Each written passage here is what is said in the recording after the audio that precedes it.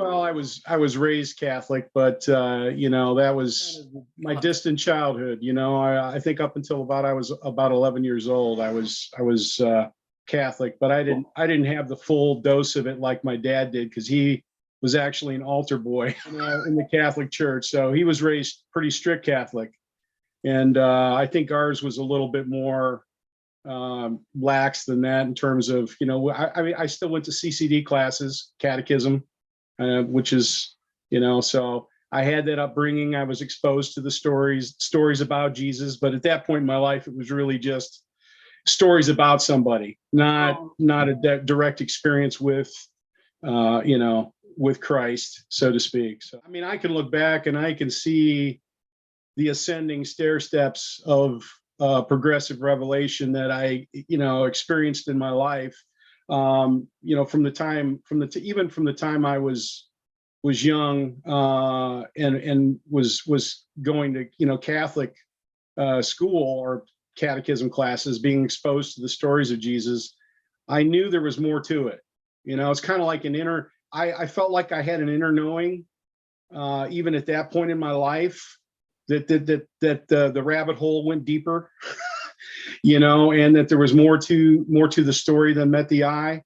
And but it wasn't until, probably, and I mean, it was like I knew the truth of the story too. I knew there was truth in the story about Jesus, but didn't have a personal spiritual experience with that. But I went through your typical teenage year. Well, maybe not typical. I think my parents would probably say it was more. I went through a hellraiser period of time as a teenager, where I was experimenting with all kinds of things, and really my conversion was pretty dramatic. Even though it was like I felt like I had this inner knowing of something deeper, even in the music I was listening to. I tended to be one of those individuals that would see the symbolism in the rock and roll music, and why are all these groups in rock and roll have these biblical names like Nazareth and Black Sabbath, and and you could see the contradiction that existed even in their message. It was like a crying out for something deeper. And that's where I was at when I was in my teenage years, and hence the experimentation with some of the other things I did, which kind of precipitated my turning point about the time I was 20, when I had a dramatic conversion experience, and had said, God, basically, God, if you're real, reveal yourself to me. And I lost my desire for everything related to, I mean, I quit smoking cold turkey, quit drugs, quit everything I was doing almost instantaneously, and just had an overwhelming desire to read the scriptures, search out things, pray, be praying. And of course, at its inception, that's all well and good, but of course, religion has a tendency to try to grab hold of you when you've got that kind of passion and desire. And it immediately, I mean, it was really very dramatic, to the point where, I mean, I'd spend hours a day going through the scriptures, and to the point where shortly, I'd say within 6 months of the time I came, and it was through people ministering, people that had mentioned things to me. Back then it was reading The Vision by David Wilkerson and things of this nature that was like, it was more of the doom and gloom, fatalistic, end of the world type of a scenario that was kind of perpetuating my journey, to seek things more, because it was like, okay, this, we're in the last generation. I mean that's the essence of the fear-based mentality that religion was propagating, and but at the same time, it was instrumental. We could talk about how the negativity of some of the institutional teachings and stuff like that, but at the same time, it was a driving force for me in searching out things. But even then, it was like I knew that there was more to the picture than met the eye, and that there was something deeper, and that there were things that were going to be revealed to my heart and mind that the average nominal believer was not going to understand, or was not going to be receptive to. I mean, I'd say from the inception, the rapture was not something I believed in, simply because I saw too many contradictory scriptures to the rapture. Pre, mid, post tribulation rapture. If anything, I could see it coming afterwards because of the way that the scriptures were worded, that after the tribulation of those days, so it was just again a progressive revelation of saying, okay, I can't hold tightly to any belief in something. I mean, because it seemed like the majority were buying into this whole thing, and yet I could see that, I had enough boldness even within the first year that I came to the Lord, that I'd questioned the leaders, question the religious leaders with regard to, well, how do you explain this, or how do you explain that? So there was a continual questioning going on in my heart and mind with regard to what I was being taught, and why, what do I believe, and why do I believe what I believe? So that just kept on going and going. And people just happened to come along in my walk that provided me with materials that showed me something deeper than what I was experiencing or what I was hearing coming from mainstream Christianity. I'd say the first, and please feel free to interrupt me if you've got any questions along the way here. One of the first books that somebody had given me that really, it was a game changer for me, was Sons of God, or I'm sorry, Eagle Saints Arise by Bill Britton. I don't know if you're familiar with Bill Britton, but Bill Britton was like one of the forerunners of the Sons of God, manifestation of the Sons of God. That took place back in about the 60s, at some point. It was part of what they considered the latter rain movement. George Warnock, Bill Britton, there were a couple other, George Houghton. There were a number of authors back then that were writing some of the deeper truth in Christianity that related to the symbolism, the types and shadows of the Old Testament. How we'd gone through Passover and Pentecost, and we were yet to experience the Feast of Tabernacles, which was the full communion and embodiment of God, manifested.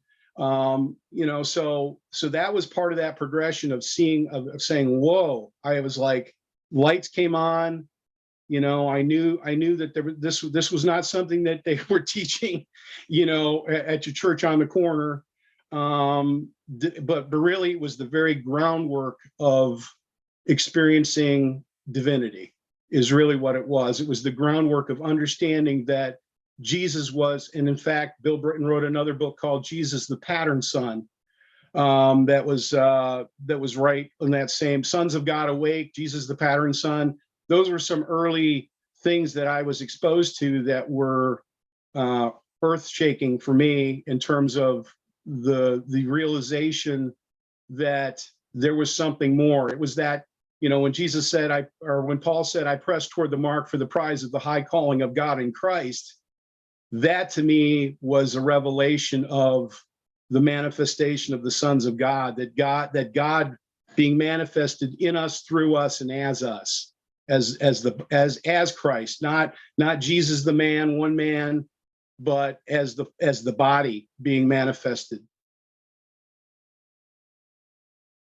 As you progressed through church and was questioning what they were teaching, and then came across other material. So I guess what I've discovered is there's this spiritual awakening process that some people are going through. And Hmm. it's not really a Christian term, so I didn't know about it until I left church, and down the track found out like the process that I'm going through or gradually going through is actually okay. You know, it's a good thing. Didn't know anything about it. So would you say that that's what's unfolded for you, and what was that like for you, just so that people can understand a little bit more in detail your day-to-day experience, and I guess what that is. You know, what do we realize? What is that experience? Well, I guess I would refer to it as an awareness of divine presence. You know, I mean, I immediately think of Joel Goldsmith talking about, you know, an awareness of the presence of God, and you know, that's really what it's been for me, is an awareness of something. You know, Jesus said, "The Father is greater than I." You know, but an awareness that there's something beyond my physicality. There's an awareness of my being that transcends the physical dimension. You know, again, Paul said, "In him we live and move and have our being." And that the realization that I'm living and moving and having my being in God, whether we call that consciousness, whether we call that energy, whatever. I mean, even the Holy Spirit in the scriptures is referred, it talks about the working of the Spirit. And the word working in the Greek is the word energeo, which is actually the word energy, so it's really an energizing of the Spirit that takes place. And that's really what I experience when I turn inward. You know, I mean, I practice meditation, the quietness, getting in the quiet, having that time, you know, to just be peaceful. And it doesn't take but a minute anymore to just reflect and to be there in that, you know, in that divine presence, in that awareness, of my, you know, awareness of who I am in God, as God. You know, I'm not little divinity, but all one. You know, Elohim is there was an interesting revelation for me, was the realization that Elohim is translated singularly as God throughout the Bible, but it's actually a plural ending, and it's a feminine root and a masculine ending. So it's you know, it comprises the fullness of the realization that God is neither male nor female. God is both male and female, but yet God is beyond female and male. And that revelation of divinity does take place within us, that we are Elohim. You know, even Jesus said, "You are God's Elohim." What I think you're describing is possibly the peace that surpasses all understanding as well, like that Jesus referred to. And, you know, I love that story about the disciples in the boat when they get scared, and Jesus speaks to the storm and says, "Peace be still."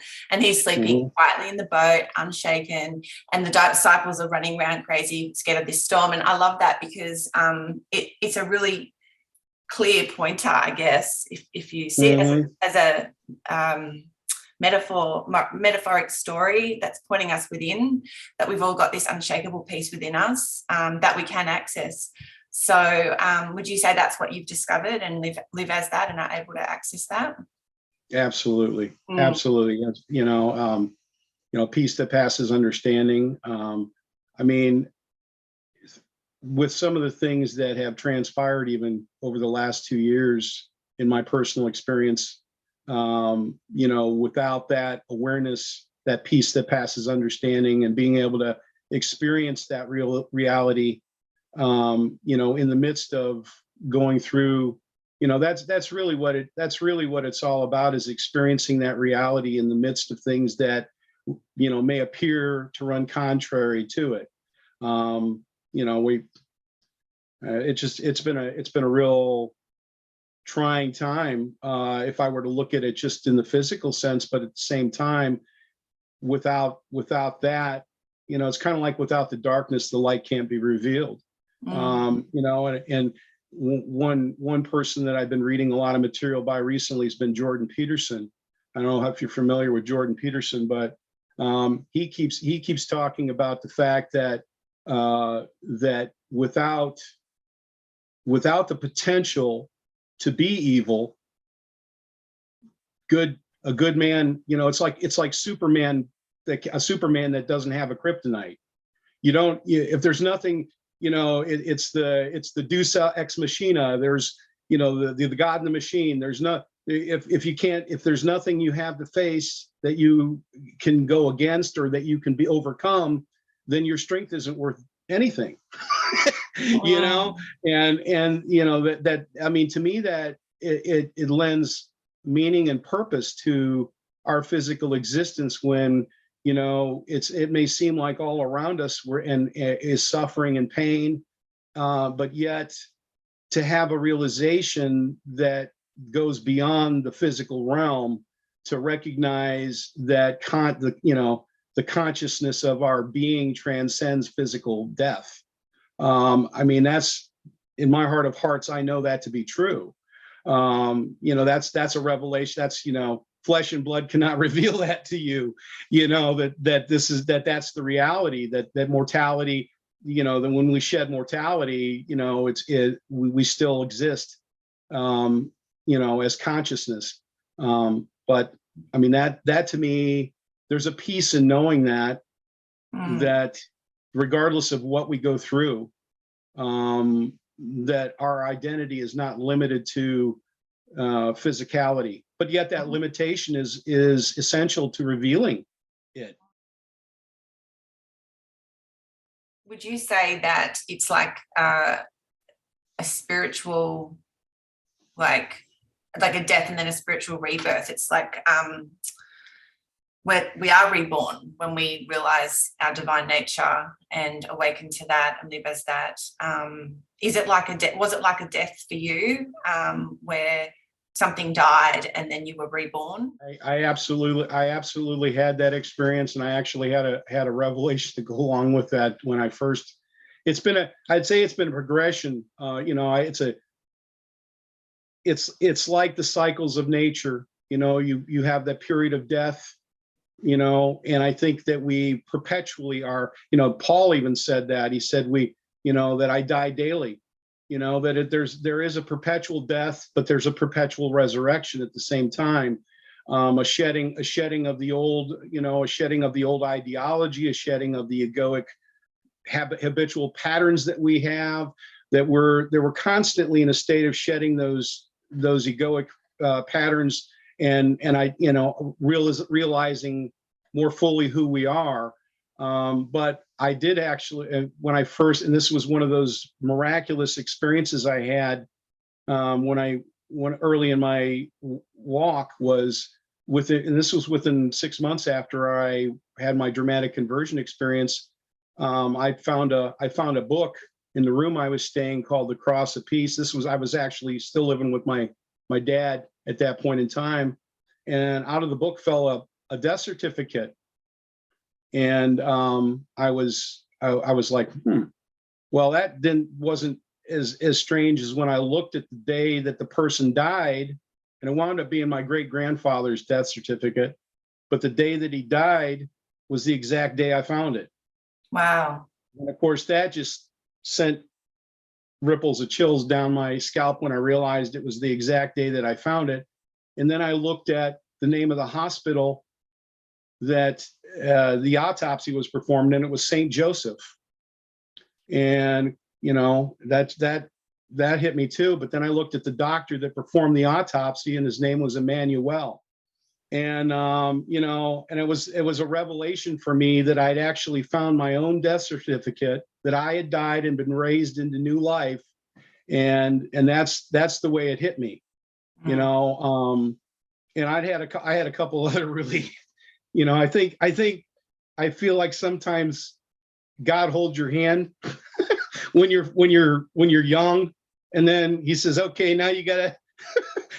God is a lot broader than the male pronoun, you know, that you're when you get a little further out there, it's like, okay, now you can walk on your own, and we you know, you don't need the crutches anymore. And that's the way I feel like our journey is. We get, and I feel like I'm in a place now where I don't question the reality of divine consciousness, of an omniscience that transcends my my mind's thinking that there's a, I feel like we can tap into something that transcends just our the brain inside our head. Consciousness is nonlinear, and that's a reality that we have access to through an awareness of it. I mean, people can live their lives, and have an inheritance in the bank and never draw out any of what they've got available to them.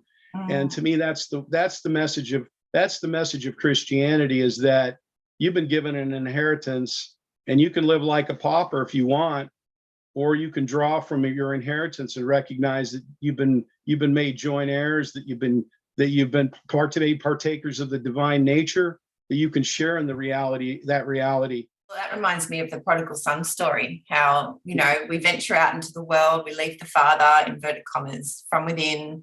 We're looking for, whatever it is that we know is just not, something's just not right. We're not happy. So we're reaching outside of ourselves, and then, eventually we exhaust ourselves and then turn around and come back within, and surrender. It's about surrender, isn't it? Like, this journey really is about more and more surrender. And the more that we surrender, the deeper I think we go. Absolutely. I love that story. Now that it's interesting, because when I was in Christianity, I never understood the Bible. It never made sense to me. But it was when I left Christianity and I started having my own experiences, that's when it started to make sense to me. Yep. Isn't that interesting? Yep. It is. And I mean, I don't know if I completely left it before it started to be revealed to me. But I did run into some friends along the way, though. One who came at the Bible from a totally, never had any kind of religious training at all, and could read a scripture and come up with a spiritual analogy that would blow your mind, and you're like, you've never had any training in the scriptures. Wow, you never yeah. And that made me realize it isn't something that a man can teach you, or anybody can teach you. Even says that in John, 1 John, that the anointing which you have received teaches you all things, and you need not that any man teach you. That there is a depth of understanding that can only come through spiritual realization and revelation that isn't something that somebody else is going to be able to convey. And we can hope that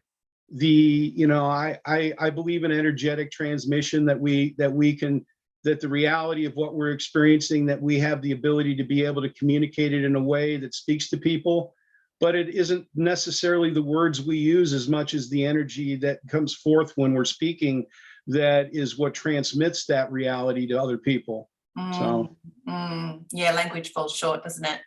It does. Not in the words, it's what's underneath. Believe me, I love words. I love words, but but even I came to a point where I said, words are inadequate to convey the reality of what we're talking about. You can point. They're signposts. They're symbols that point in the direction, but they're not the reality themselves.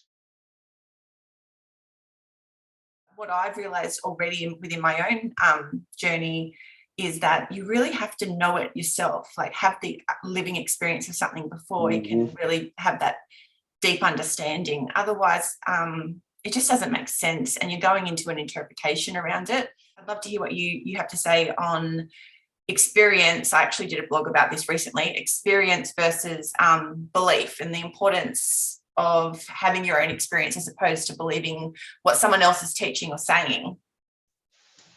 Well, I mean, to me, experience is knowing, which transcends belief. Belief can be mental, and you can believe a lot of things that don't have any basis in reality, which I think, a lot of people tend to believe what they're told and don't question anything beyond that. Whereas, when you've experienced the reality of something, it, nobody can ever take that away from you.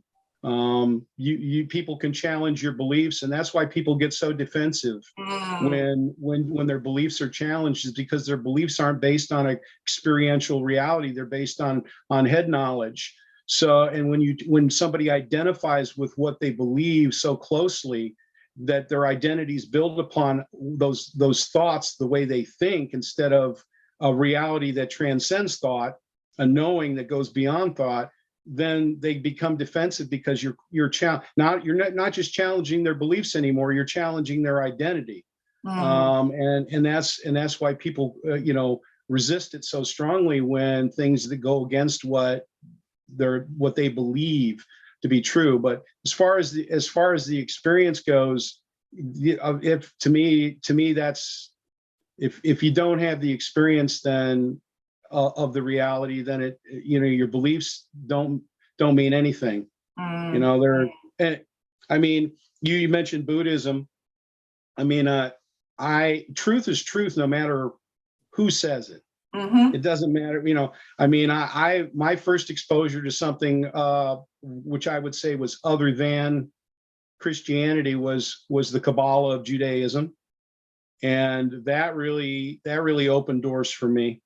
I mean, it was a major realization for me to even look into some of the stuff that the Judaic mystics believed that we're not, that, and the ways they even looked and interpreted the scriptures, the 5 levels of understanding of the scriptures. I mean, they had a progression in their understanding. They had the literal, the historical, the metaphorical, then the symbolic, mystical. So they realized that there were more dimensions to truth than just the surface understanding of it. So that was kind of like you want to call aside from some of the earlier stuff I read, if I was looking at some of the other stuff that helped me to integrate other ideologies or thought wisdom traditions, let's call it that, wisdom traditions. Kabbalah, the Kabbalah of Judaism was one. Sufism, if you want to look at, take each of the different, there's a common thread that runs in every wisdom tradition, every religion. If it was Buddhism, it's Zen Buddhism. If it was Islam, it's the Sufism. If it's Hinduism, it's the Advaita Vedanta. There is a common thread that exists outside the religious institutionalized religious system within every culture, that is oneness of and love. I mean, that to me, and that's the essence of what Jesus' message was too. Was that you may be one with me as I am one with the Father. To love God with all your heart, soul, mind, and strength, and love your neighbor as yourself. I mean, that to me, that's the essence. It's the very essence and root of all spirituality. It can be found in every wisdom tradition. It's not limited to Christianity. Each one is a different expression of the truth. And if there's anything that I have felt like to do, would be to be a bridge builder, to be able to build a bridge. A lot of people have cast Jesus out with the dirty bathwater because of what Christianity, the stuff that is being propagated by institutionalized Christianity or mainstream Christianity. It's like that's stuff. It's fear-based. It's doom and gloom. It's it's very legalistic. It puts people more in a mental bondage than anything else. And whereas when I started to see the commonality that existed even between the things that Jesus said in some of the Eastern wisdom traditions, it was like there's not even the Essenes that were teaching some of the stuff about Jesus, there were even the things that Jesus said, there were things he alluded to that were referencing the Kabbalah. So but on a surface reading, people don't realize that they don't have the teachings and the Aramaic understanding of the Aramaic. They don't have of the idioms and the colloquialisms and the different terminology that's being used, or what the customs of the day were, that he was referencing something that they, they look at it on the surface. Not to mention the fact that the translations are so out of whack in terms of, when you can have one word in the English that you've got 6 different Greek words and it's all translated as one English word.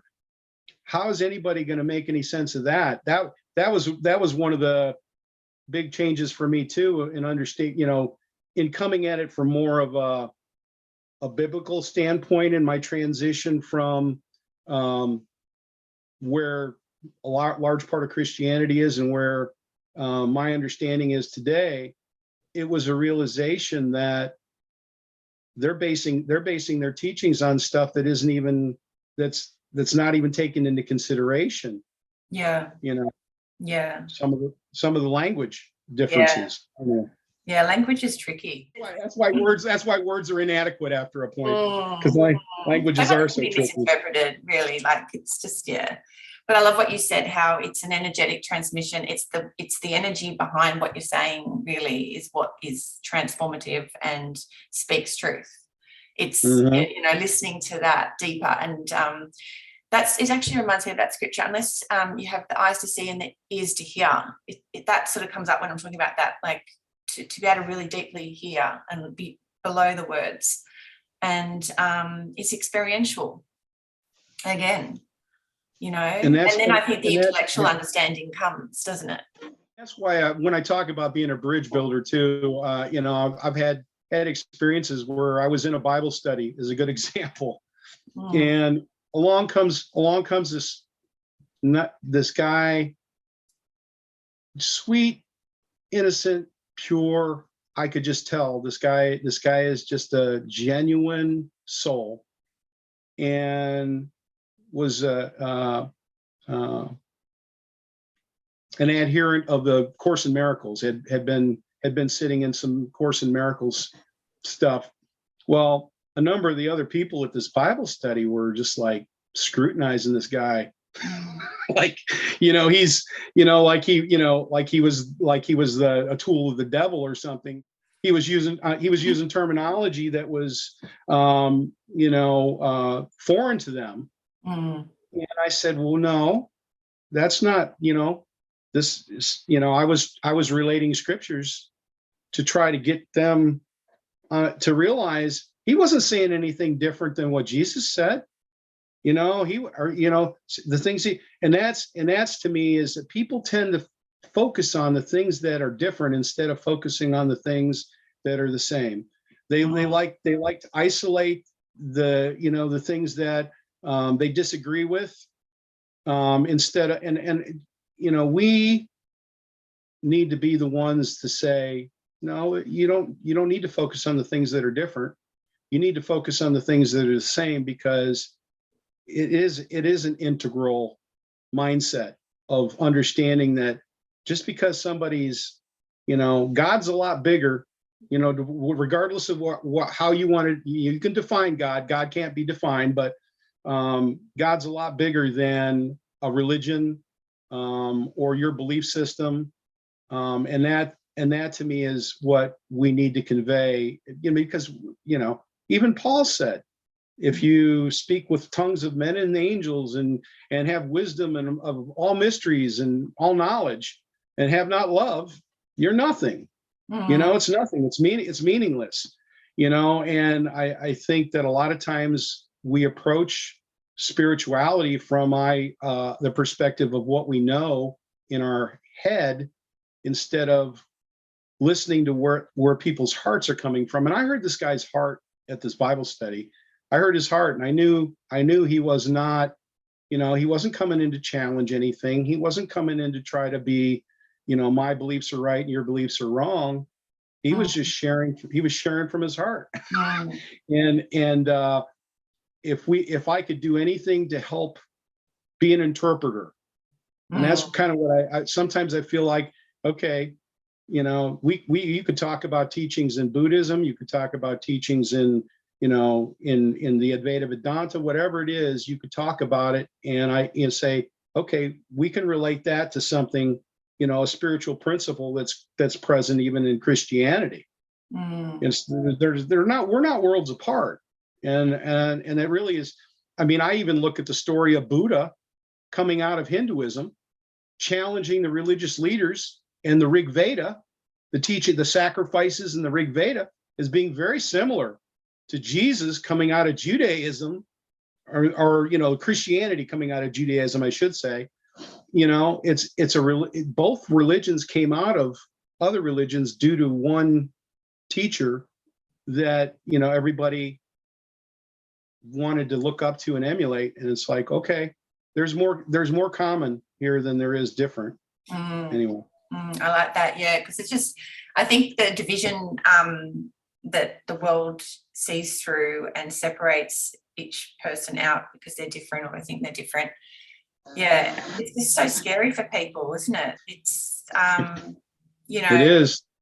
I think things are changing. I think they say what happens, howbeit not first that which is spiritual, that which is natural.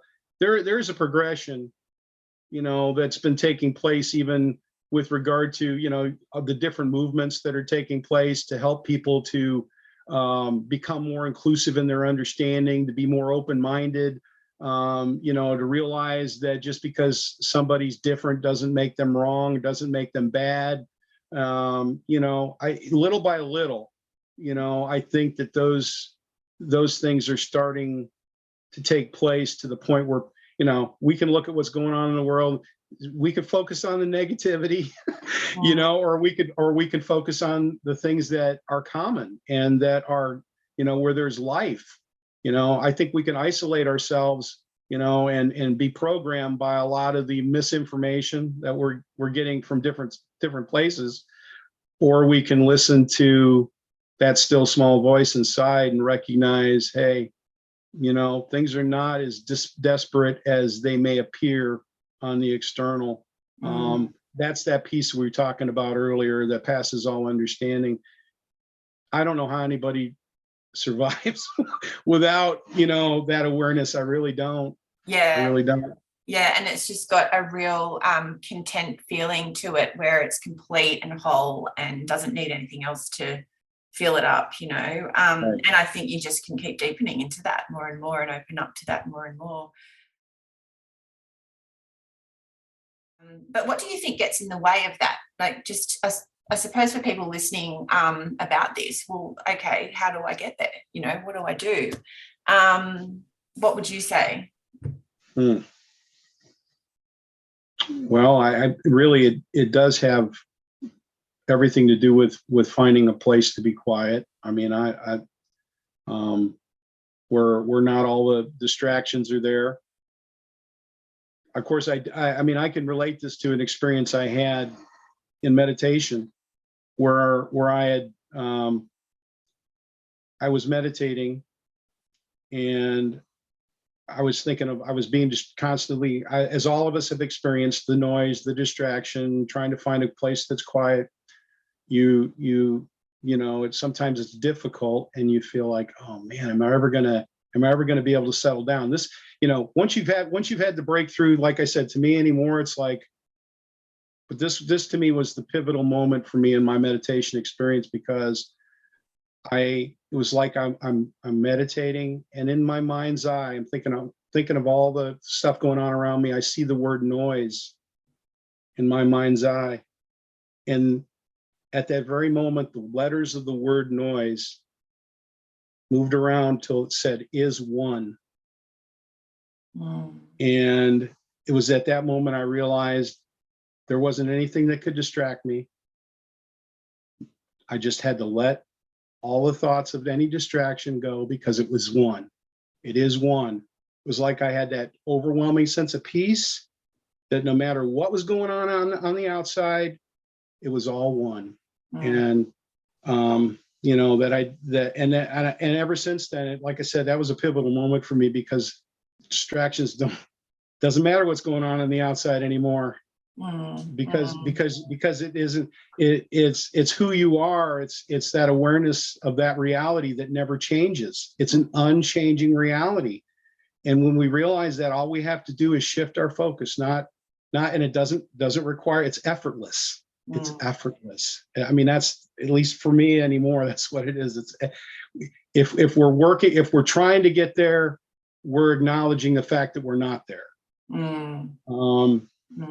You know, it's kind of like, if we think there's something that's going to make us happy, we'll never, because it's always going to be something that we're putting out in the future. Or it's a sense, we're acknowledging a sense of a lack of something that we don't already possess. And do you think that life itself, you know, I guess our experiences are what support us, whether we think they're good or bad? I know my most painful moments have brought me to the deepest part of my surrender. And so, yes, I didn't like going through it at the time, but in hindsight, I'm grateful for that, because it's brought me to this place, and it'll keep, and you know, you keep unfolding. But I just don't see anything bad anymore. Like, some people might find that hard to understand, and it's not that you want anyone to suffer or any of that, but there is a higher perspective that you can see things from. And then I think you get to a point where you get more and more strength from within and solid from within, and less things do shake you, and you can stand on your own 2 feet and be that light unto yourself without, you know, reaching out for the support. Yes, support is good. I think it's got its place, and I needed it, and I still need it from time to time. I'm, you know, still growing, but yeah, it strengthens in you as you progress. So I see life as kind, you know, I do see life as kind. But it's not that it's not challenging, and it's not that you don't get upset. You don't have moments where you really just, whatever, like, can't deal with certain things, but it's breaking something down. And I think it's that gets in the way, because it's really about letting go, isn't it? And surrendering. Absolutely. I mean, you reminded me of the words of Wayne Dyer. He said, you know, loving people live in a loving world. Hostile people live in a hostile world. It's all about perception, and recontextualizing and seeing things from that higher perspective allows us to be able to transcend the suffering and the pain. Doesn't mean it goes away, but we can live in a place that is above the suffering and the pain. And again, it's one of those harmony, balance things where we learn to have compassion. You know, there's got to be an integration of all dimensions of our being, heart, soul, mind. You know, where we demonstrate compassion, and yet none. You know, as Paul said, none of these things move me. You know, I'm not. You know, whether I'm abased or I abound.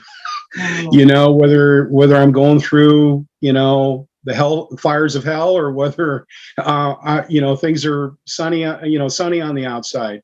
It doesn't. There needs to be a place that we can walk with harmony and balance in the midst of all of it. And I strongly agree with you that I think the farther we go, things happen. They don't shake you like they used to. You know, something that takes place where you might have reacted in a negative way or got really upset.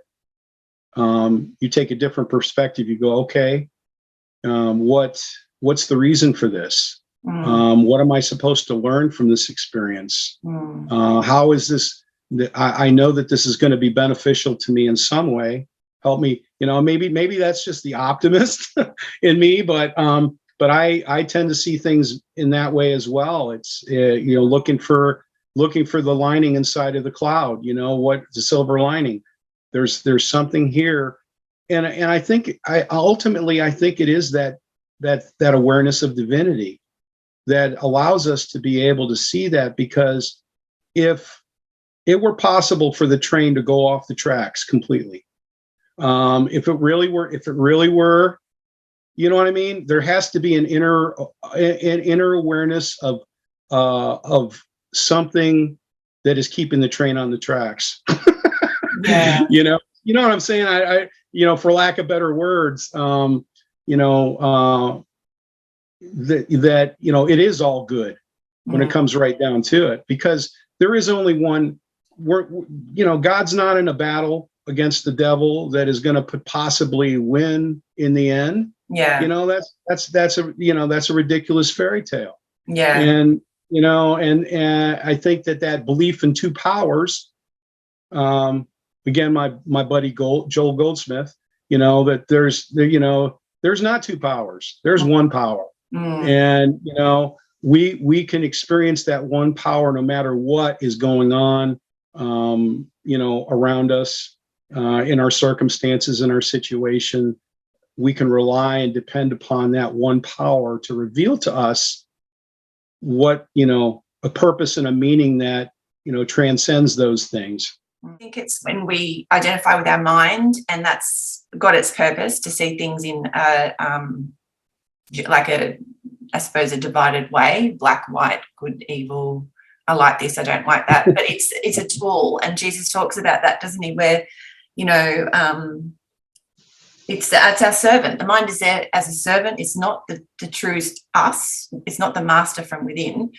And I think that's when we're coming from that place. That's, I think, how religion has unfolded, is we've got stuck in the head, in the mind, and identified with that.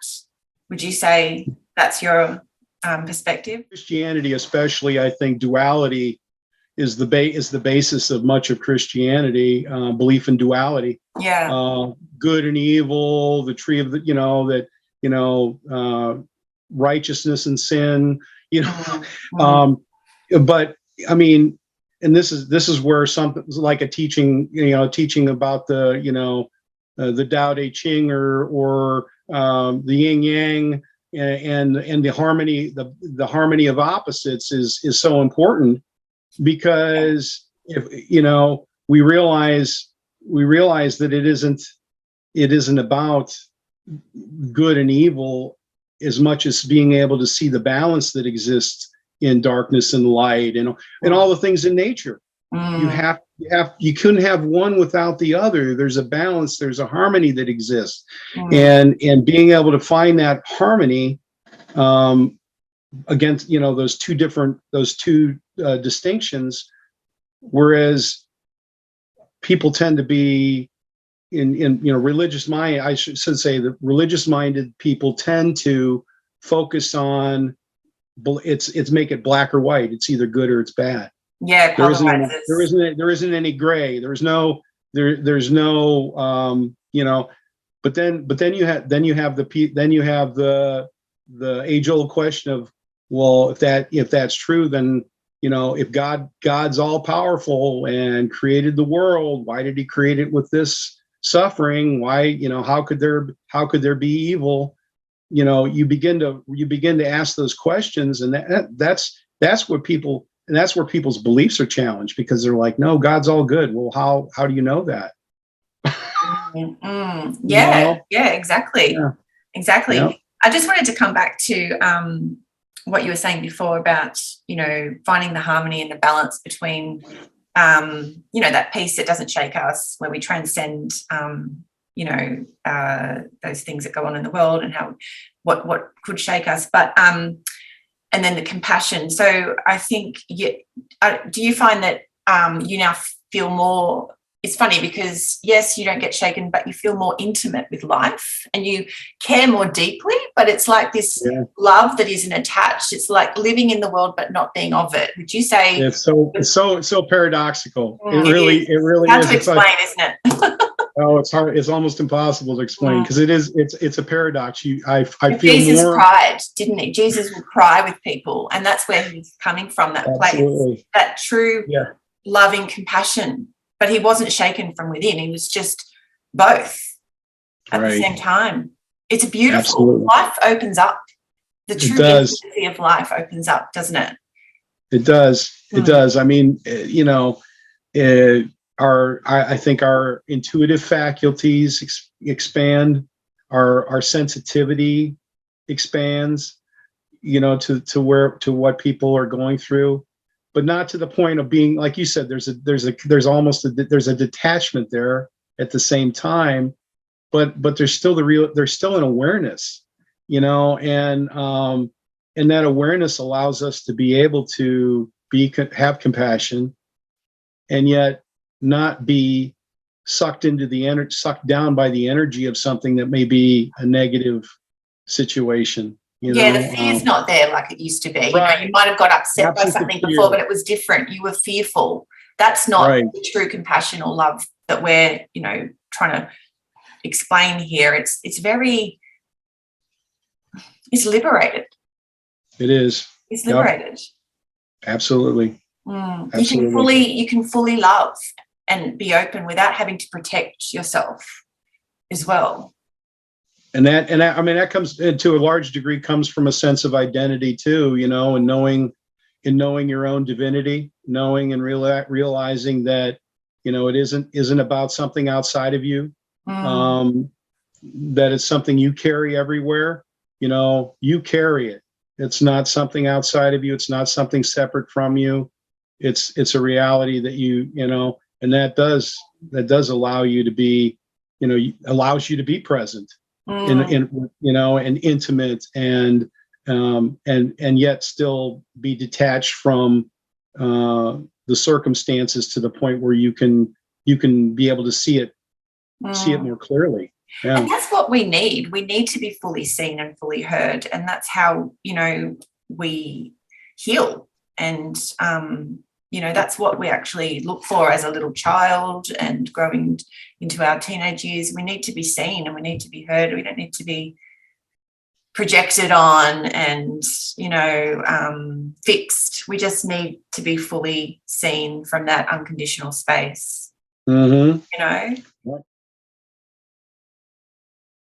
What's your perspective on Jesus and the cross and what unfolded there? Because obviously in Christianity, they believe that God needed him to die to atone for our sins so that we're acceptable in his sight and can go to heaven when we die. And if we don't accept him as our Lord and Savior, we're going to go to eternal hell. And, I was really, really fearful. Even when I left Christianity, I still had in the back of my mind, because I was still lost and didn't really know where I was going or what was happening, until I met a teacher that was able to guide me and support me through that and say, this is a good thing, it's okay, But, and then, so I guess, what's your view on all of that? Because I think a lot of people are starting to ask questions and have either left Christianity and are lost, and it's a very alone journey, can be, and or may still be in Christianity asking questions and just scared to leave, because you're also leaving your community. We need to start a question and answer type of a group for people that are sincerely asking questions, because, and I felt like this for a while, you want to avoid the people that are just going to attack you. Yeah, 100%, because you just don't get anywhere with that. Right. I don't want to open it up to, anybody and everybody coming in with questions, but if somebody's has to be genuine and authentic. They're genuinely asking the questions, then to me it's, this is what, with regard to penal substitutionary atonement type of a, to me what Jesus accomplished, and this is even believing that Jesus was a real person. Okay. There's some people that don't even believe Jesus was a real person.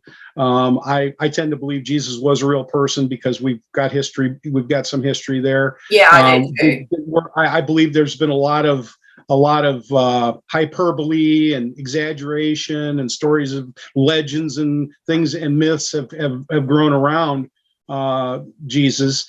But the essence of what Jesus did was not because of a God that was. Jesus told the Jews themselves. He said, the Jewish leaders themselves. He said, "You're God. You're of your father, the devil," because they believed in a God who was going to do the kinds of things that Christianity's teaching people to believe in. That's the sad reality right there. And but the whole idea of what Jesus did on the cross was far more symbolic in what it accomplished than the literal interpretation that is being being taught in many Christian circles, because I mean, even Paul said it's about a personal identification with death and resurrection, not about the fact you can look at Jesus and what he did, but he didn't do it in the sense that God had to find I mean, that to me, that whole idea that God's an angry tyrant, and he's going to send people to hell if they don't accept Jesus Christ. Jesus was an example that, again, a pattern son, an example. He demonstrated, just like, I mean, you could say Buddha was a pattern too. Jesus did it in a different way. Jesus was a different expression of that reality, but he demonstrated what was possible for all of us. He wasn't excluding himself. He wasn't making himself, he said, don't worship. He basically told him, don't worship me. Don't, Yeah. The time is coming when those that worship will worship the Father in spirit and truth. Yeah. The Father is spirit. He wasn't looking for people to worship him. So somewhere along the line, even the teachings of Jesus got twisted to the point where people started to worship the man and idolize the man and what the man did, instead of recognizing that he was merely demonstrating the path. I mean, the same path that is taught in the negation of self in Buddhism is basically the same thing that Jesus is teaching with the cross. When Paul says, take up your cross and deny yourself. That's the negation of ego. That's a death to the egoic sense of self, that separate sense of self. And to me, that's the message of the cross. Yeah, it's a death to that false sense of self. And I am crucified with Christ is the realization that egoic separate sense of self has been crucified. That was the death certificate I found. That false sense of self, that identification, and that doesn't mean. And it means, when Jesus said, "Eli, Eli, lama sabachthani," was Elohim, Elohim, why have you forsaken me? I don't believe he was talking to a God out here somewhere. He was talking to his brethren, because he said, "You are Elohim." And they were the ones that ran off and forsook him. So it's all a matter of your perspective of actually what he was saying, when he was going through that experience, and and what he was identifying with. But when he said, "I am the way, the truth, and the life," a lot of people like to take that one out of context too. He was relating to that was a realization he was having of the fact that the I am was the very essence of his being. But that's not something separate and apart from us. That's something that we have the realization of too. I am the way, the truth, and the life. We can say the same thing that Jesus said. He was not excluding himself or making himself different than anybody else. He said, all things are possible with God. Okay. So if we can be one with him as he is one with the Father, well, that makes, if he was the Father, I and the Father are one. If you've seen me, you've seen the Father. Yeah. Well, that means that we all are one with that reality. I mean, again, it's a matter of perspective, of seeing that, we have been seated in heavenly places, far above all principality and power. That's where we exist. That's the dimension we exist in. It's not something future. It's not something, it's the present reality. And we don't need to die physically to find it. It's not some afterlife place that we go to. So all we need to die to is that false perception that of anything, that it's anything but that. Yeah. And it's interesting because the way I see why he even got crucified was because of the fear that was in people, because he was challenging their beliefs, and they saw that as blasphemy. And how dare you say that you are God and this and that, and so they were really threatened, and to the point of him getting crucified. So the religious actually were the ones that crucified their own savior. Right. It's kind of funny, really. It wasn't because God needed to be appeased. Yeah. If anything, it was because humanity needed an example to follow. That's the way I see the crucifixion anymore. It's not. It was that we needed that tangible example of love, of sacrificial love, to be able to fully realize that dimension within ourselves, and to come to a place of realizing our own divinity, of dying to that false sense of self again. That we needed that example to be able to see that, and it's a far cry from.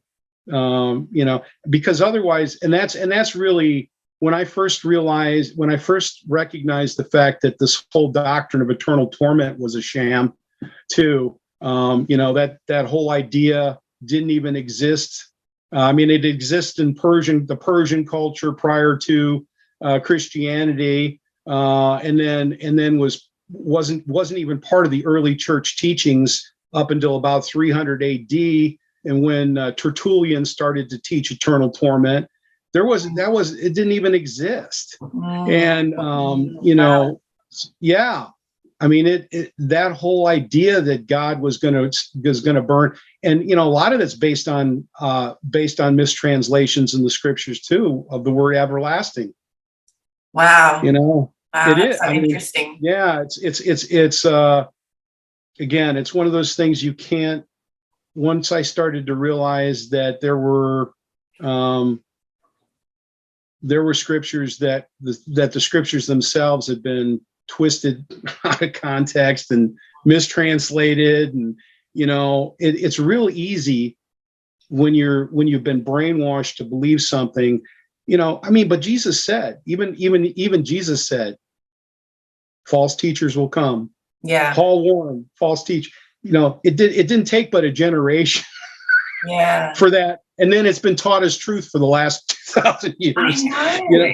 It's been a while. That's the thing that makes it. Oh no, this is orthodox teaching, and we're so conditioned because if you grow up in a Christian family, that's what you're going to believe. But a true teacher of truth is going to point you within. They're not going to. They don't want you to believe what they're saying. They want you to be that light unto yourself. That's their true wish for you, is to discover truth for yourself. They don't want you to believe it or take anyone's word for it. And I'm pretty certain Jesus didn't want that either. You don't want to draw the attention to yourself or make yourself look like you're the go-to person for. He used to walk away from the crowds, it says, and pray on his own. He didn't want the followers and stop worshiping me. And in terms of the hell and fear-based doctrine there, look, I think when you start to touch in on this divine love, you just know that love doesn't work that way. There's just no doubt anymore. Like it sees through the eyes of compassion and understanding. There's no judgment. There's no need of anything. There's no expectations. There's no conditions attached. There's no agenda.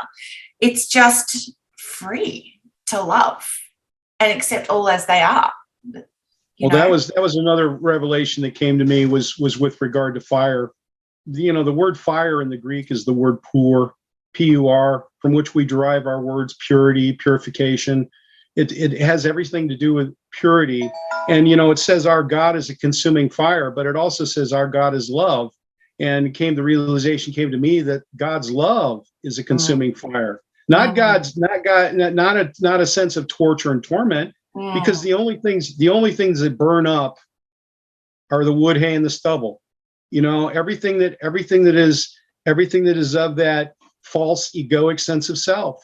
is what burns up in the presence of God's divine love. Yeah. And how it got twisted to the point where, I mean, you can even look at the examples of fire throughout the scriptures.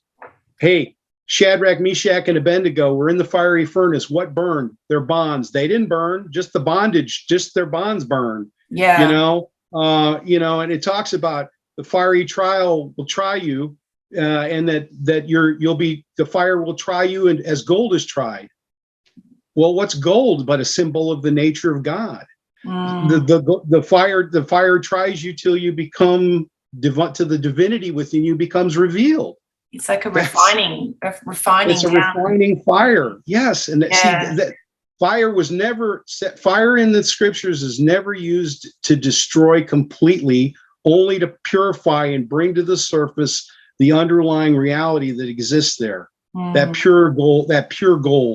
Well, look, it says it in the Bible. God is omnipresent, omnipotent, and omniscient. Did I say that correctly? Omniscient.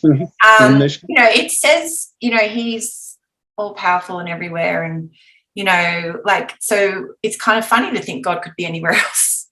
But I think because we're so attached to wanting to, we want a God outside of ourselves to tell us what to do, and we don't know how to take responsibility for ourselves and grow up. Because this process is a lot about taking responsibility and growing up and being a salvation unto yourself, Absolutely. And it doesn't mean you can't have a helping hand along the way. That's important. But ultimately, you have to walk your own path. You can't rely on a savior or a God outside you, or someone else to walk the journey for you and tell you what to believe. You have to discover it. No, that's taking responsibility. That's a really good one right there. Taking responsibility, and for it's your not own easy. choices. It's very humbling, isn't it? It's really that's part of the refining part of walking the path of humility is not easy. This is not for the faint-hearted. You have to tell the truth the whole way along. Absolutely. Everything gets illuminated. It really does. And it's beautiful. It frees you. It's actually an act of love, continually. Well, I mean, anybody can email me at integralspirit777@gmail.com. That's my, that's the first way they could contact me. They can go to my Integral Spirituality Facebook page, follow on there.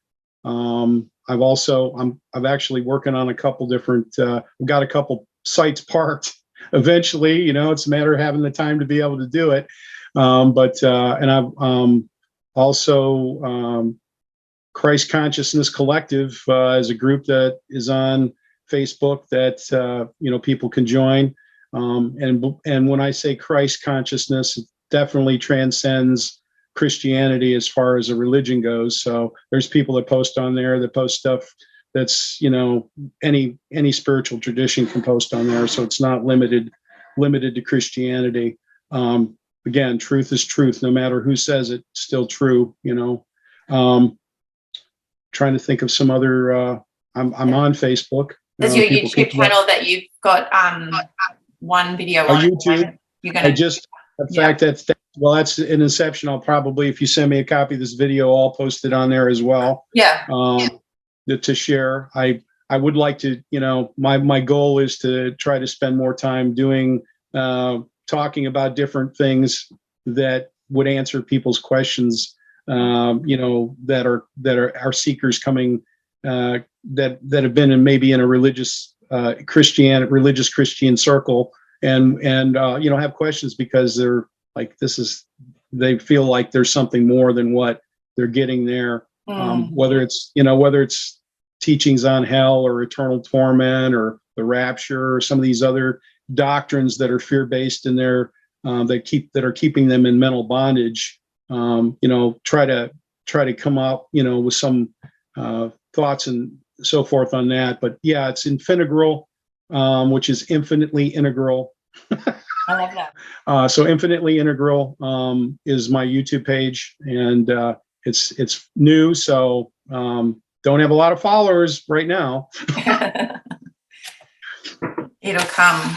But That's right. Yeah, I think it's really beautiful. You've got so much to offer, and you've got a good knowledge of the Bible and other religions, as well as your own experience. And I think that you're going to be a great support. So if anyone is struggling, because it has caused a lot of fear and anxiety in a lot of people. I know this fear-based belief system, and I know that I went through a really difficult time. So I'm so pleased that you're available to contact.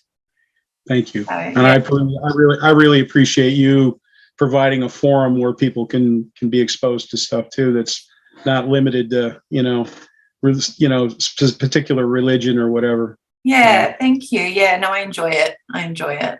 Most of the stuff you share, whether it's Adi Ashante or I've seen you share Rumi. Yeah. I love, I've been, love all of that stuff. And it's really, you're all speaking about the same thing. You're just in your different ways.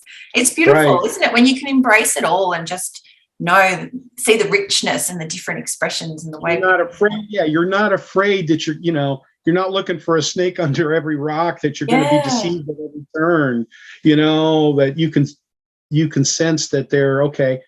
I get the essence out of it. Nobody's going to be able to deceive you.